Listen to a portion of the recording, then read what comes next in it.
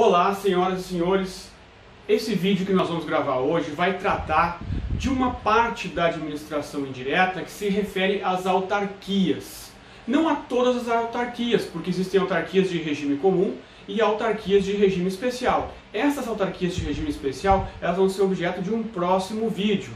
Mas então nós vamos falar sobre as autarquias de regime geral. E nós vamos estabelecer aqui um mínimo existencial, aquilo que é necessário saber sobre as autarquias. Primeiro, qual é o regime jurídico das autarquias?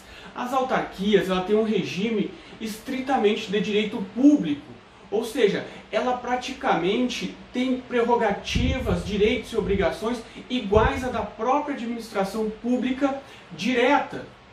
Ela é um braço simplesmente da administração pública direta, de uma secretaria, de um ministério. Então ela vai ter o regime jurídico de direito público igual ao da administração pública direta. Apesar dela fazer parte da administração pública indireta, ela é criada pela administração pública direta, pelo ente político, para realizar uma parcela daquelas atividades típicas estatais. Prestação de serviço público, por exemplo. Então, o poder público, quando quer especializar alguma atividade, ele cria uma nova pessoa jurídica de direito público para realizar aquela atividade. E nós temos inúmeros exemplos, como o INSS, que é uma autarquia federal, que cuida especificamente da Seguridade Social, da aposentadoria dos brasileiros, dos benefícios sociais. Nós temos o INCRA, que trata das questões rurais. E assim nós temos uma série de autarquias em todos os entes federativos. Eu posso ter autarquias federais, eu posso ter autarquias estaduais, eu também posso ter autarquias municipais. Então, regime jurídico de direito público igual o da administração pública direta. Então, a gente não tem necessidade de estudar as prerrogativas da administração pública direta e das autarquias. Por quê? Porque elas vão ser iguais. Tudo que eu aplicar aqui para as autarquias, eu aplico para a administração pública direta. Certo? Então, vamos lá. Como é que se faz a criação e a extinção destas pessoas jurídicas de direito público? Sempre por lei. O artigo 37, inciso 19 da Constituição Federal, vai determinar que é prerrogativa do chefe de poder a criação dessas pessoas jurídicas. Então a criação sempre vai ser por lei. Uma prerrogativa do chefe do poder executivo. Muito bem, mas e a sua extinção? Quando houver a necessidade de extinção de uma dessas entidades, eu vou ter que aplicar aquilo que se chama de simetria das formas jurídicas. Se eu criei essa entidade por lei, eu tenho que também extinguir através de uma outra lei de prerrogativa do chefe do Poder Executivo. Eu não posso extinguir por decreto. Se eu criei por lei complementar, é possível? É possível. Não é possível criar por decreto. Não é possível criar por norma infralegal. Mas se eu quiser, se o poder público resolver criar por lei complementar, pode, vai ter que extinguir por lei complementar. Se entender que é de tamanha importância a criação dessa autarquia que eu tenho que colocar numa Constituição Estadual, por exemplo, é possível. Mas, quando houver a necessidade de extinguir essa entidade, eu vou ter que fazer alteração constitucional também. Princípio da simetria das formas. Então, criação e extinção por lei, por iniciativa do chefe do Poder Executivo. E qual é o motivo pelo qual o poder público cria uma entidade como essa? Pelo princípio da especialização, da especialidade.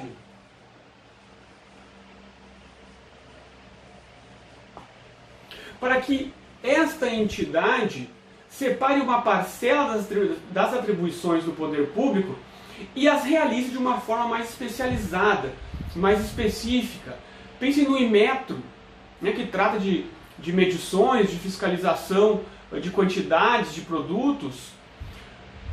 eu tenho uma entidade específica para fazer aquilo, com especialistas contratados para realizar aquela tarefa. Então ela vai realizar o interesse público na medida que ela tem uma especialização em determinada tarefa. Então, elas são criadas para atender às atividades típicas do Estado,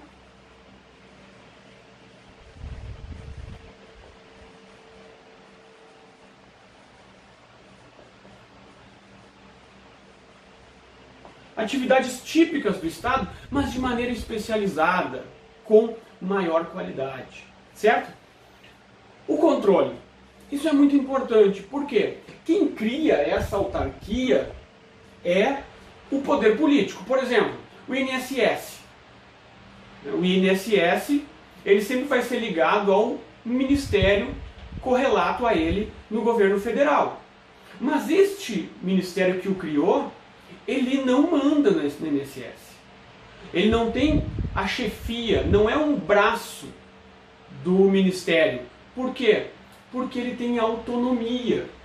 Então, estas autarquias, elas vão ter autonomia financeira, de gestão, organizacional, mas elas não vão ter prerrogativas de criar leis, por exemplo, como o poder instituidor. Mas elas vão ter autonomia. E o ministério que cria essa autarquia, ele não manda na autarquia, mas ele exerce uma tutela. O que quer dizer a tutela? A tutela refere um poder de fiscalização do ente criador em relação às finalidades. Ele verifica se aquela instituição que foi criada está atingindo as finalidades pela qual ela foi criada, as finalidades que vão estar descritas na lei de criação. A lei de criação é que vai estabelecer o formato dessa autarquia. Então, o poder instituidor exerce o poder de tutela. Não confundam com o poder de autotutela da administração pública, que é o poder de revisar os seus próprios atos, quando é possível revogá-los ou então anulá-los. Então, o controle, ele vai permitir a tutela, a fiscalização quanto à finalidade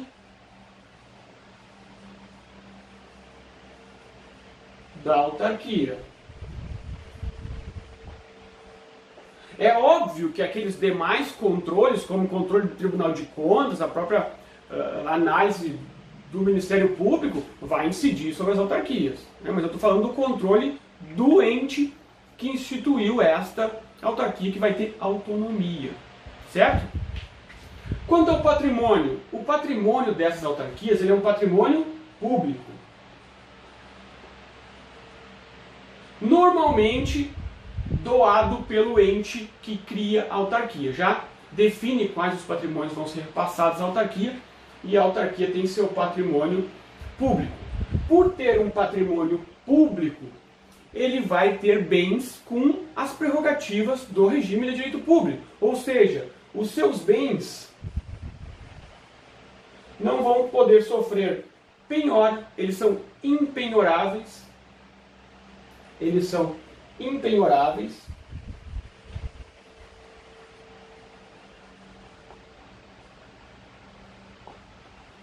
Eles vão ser imprescritíveis. Eles não podem ser executados.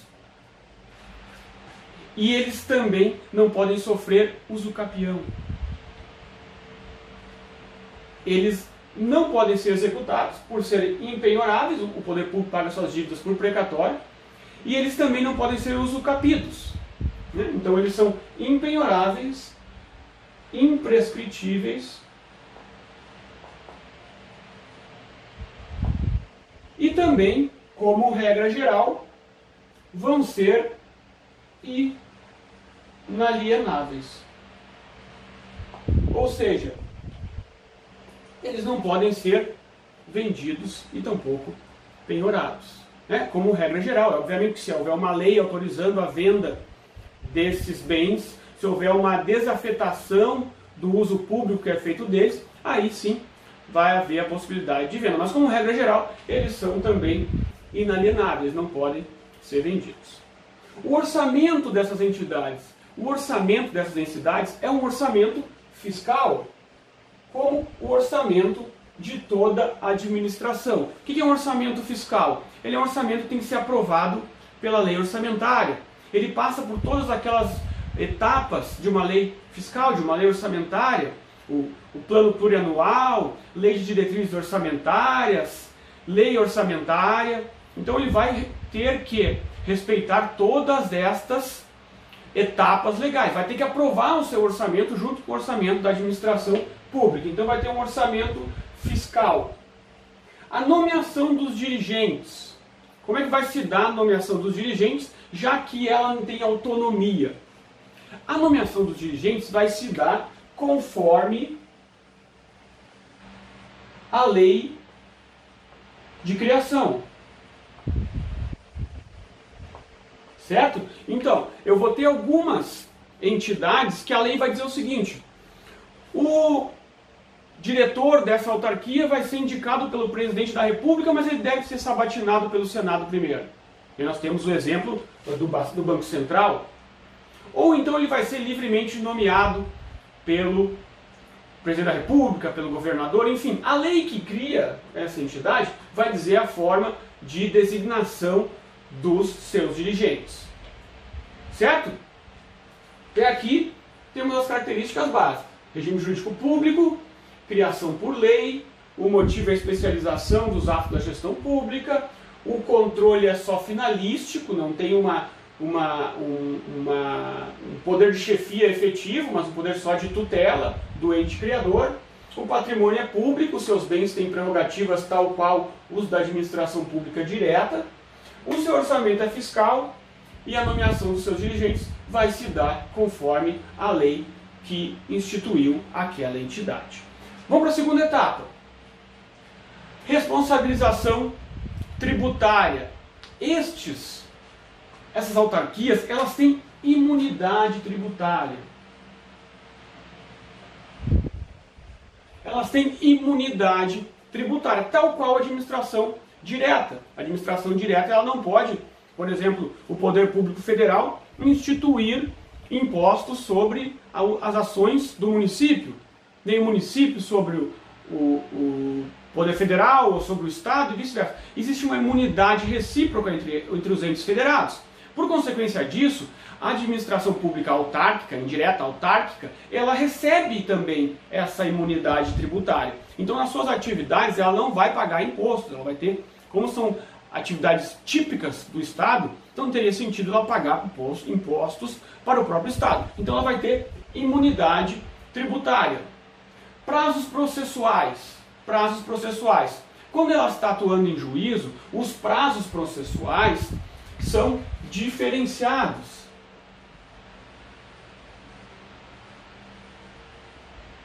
Ou seja, tal qual a administração pública direta, eu vou ter prazos em dobro muitas vezes, eu vou ter o reexame necessário das sentenças condenatórias ao poder público. Tudo isso acontece para a administração pública direta e, por consequência, também acontece para a administração pública indireta. Claro que esses prazos diferenciados e reexame necessário, eles são uma regra geral. Existirão exceções, como por exemplo os juizados especiais da Fazenda Pública, que não dão, até pela celeridade daquele sistema, eles não dão essas prerrogativas para a administração pública e também não dão para as autarquias, certo? Mas como regra geral, prazos processuais diferenciados e também reexame necessário. Créditos e dívidas. Quando a administração pública ela é credora, ou seja, alguém deve para a administração pública, ela tem um instrumento de execução específico. Ela não se utiliza a execução comum do rito civil como qualquer um de nós usaria quando alguém nos deve. A administração pública tem uma lei específica, mais pesada, mais eficaz na cobrança dos seus devedores, que é a Lei de Execuções Fiscais.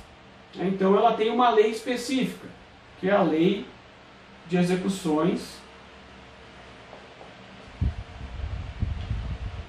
Fiscais. Então ela tem um rito específico para cobrar os seus devedores. Agora, Quando a fazenda pública, quando a administração direta, e repito, mais uma vez, e vou insistir nisso, por consequência também as autarquias,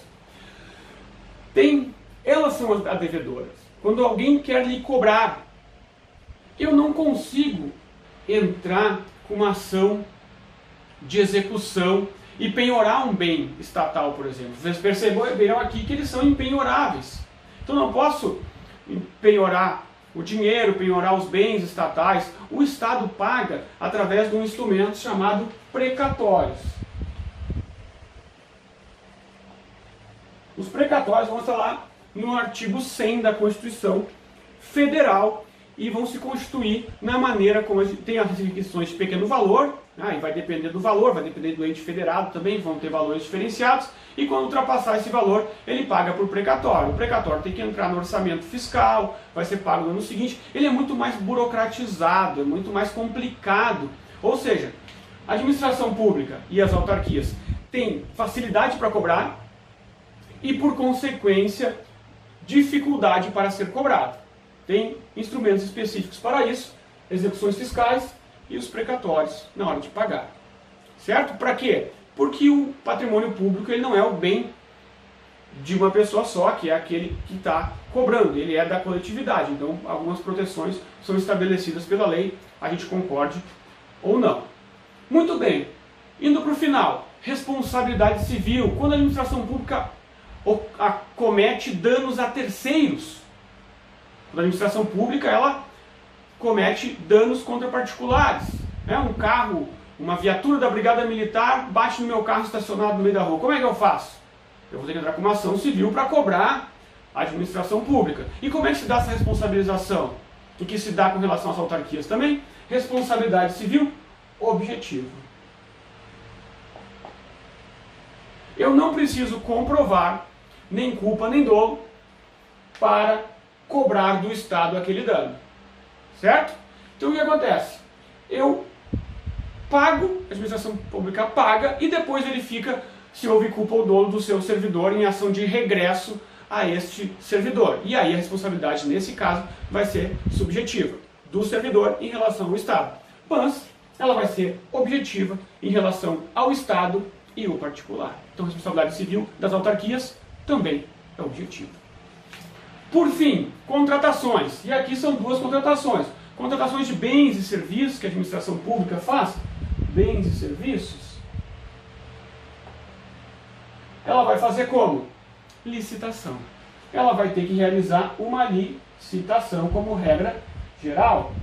Certo? Claro que existem lá na 8666/93 algumas espécies onde não é necessária licitação, alguns casos de dispensa. Mas como regra geral, licitação. E quando ele quer contratar pessoas para trabalhar na administração pública, quando eu quero contratar pessoal, a administração pública vai contratar pessoal como? Através de concurso público.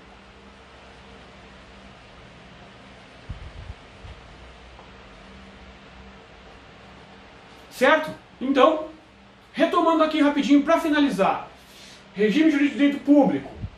Criação e extinção por lei. Motivo e especialização das atividades do Estado.